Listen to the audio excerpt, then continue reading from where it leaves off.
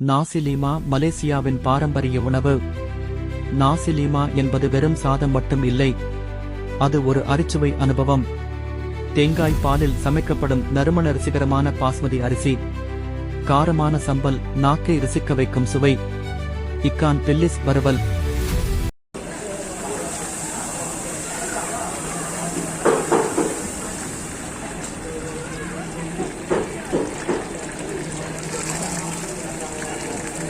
A few moments later. சுடச்சுட அவித்த முட்டை, வெள்ளரிக்காய், வறுத்த கச்சான், அயாம் கோரிங் மற்றும் மீன் வறுவல் அட்டகாசமான சேர்க்கை. மலேசிய உணவுகளின் ராணி நாசி லீமா.